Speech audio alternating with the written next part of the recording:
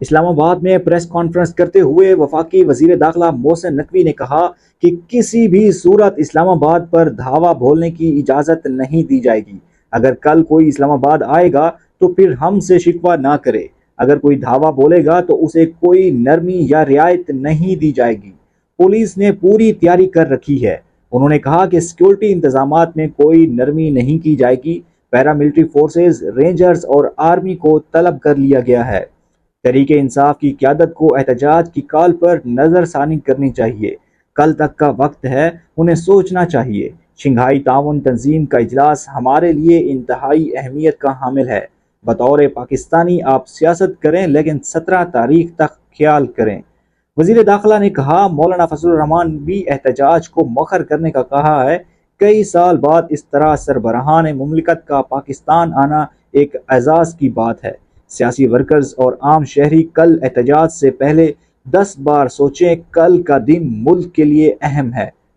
محسن نقوی کا کہنا تھا کہ ملائیشیا کے وزیر اعظم آ چکے ہیں، اس کے بعد سعودی وفد آ رہا ہے، اس کے بعد وزیر اعظم چین آ رہے ہیں۔ ایسے میں کل کے احتجاج کی کال دے دی گئی ہے۔ پی ٹی آئی پاکستان کی جماعت ہے، باہر کی جماعت نہیں۔ کوئی ہیڈ آف اسٹیٹ یہاں ہو اور آپ اسلام آباد پر دھاوا بولیں، یہ مناسب نہیں۔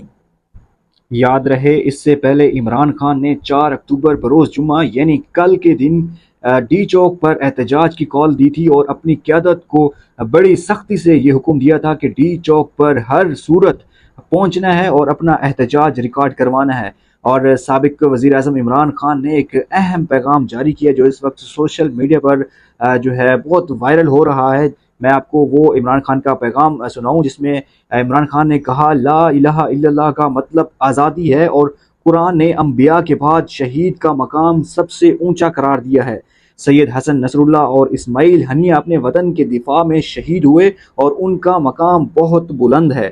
میں ہمیشہ ٹیپو سلطان کی طرح لڑتے لڑتے شہید ہونے کو بہادر شاہ ظفر والی موت پر ترجیح دوں گا، اور میں نے ہمیشہ اللہ سے ٹیپو سلطان جیسی موت کی دعا کی ہے۔ اللہ نے انسان کو آزاد پیدا کیا ہے۔ ایک مشہور قول ہے جب اللہ تعالیٰ نے تمہیں پر دیے ہیں تو چونٹیوں کی طرح کیوں رینگتے ہو۔ اس وقت پاکستان میں گینگ آف 3 اور پی ڈی ایم چاروں نے مل کر ہر ادارے کو غلام بنایا ہوا ہے۔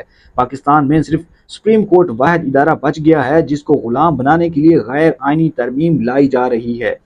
پاکستان سے قانون کی حکمرانی مکمل طور پر ختم ہو چکی ہے اور کسی کا کوئی احتساب نہیں۔ گینگ آف 3 نے اپنے ایکسٹینشن کے لیے ہر قانون کو توڑ کر ملک میں لا قانونیت کا بازار گرم کر رکھا ہے، جس کا سب سے بڑا اثر ملکی معیشت پر پڑ رہا ہے جو کہ مکمل طور پر تباہ ہو چکی ہے۔ اس وقت تمام حکمرانوں کا سارا پیسہ بیرون ملک ہے، اس لیے وہ اپنے ذاتی مفاد اور طاقت کے لیے ملک کے ہر ادارے کو بے دردی سے تباہ کر رہے ہیں۔ میرے پاکستانیوں، میری ساری جدوجہد آپ کو آزاد کروانے کے لیے ہے، اس لیے آپ خوف کے سارے بت توڑ کر نکلو۔ یہ وقت ڈو اور ڈائی کا ہے۔ میں اپنی ذات کی قربانی آپ لوگوں کی آزادی کے لیے دے رہا ہوں۔ آپ بھی اپنی ذات کی نفی کرتے ہوئے پورے ملک کے روشن مستقبل کا سوچیں اور میری ہر کال پر احتجاج کے لیے باہر نکلیں۔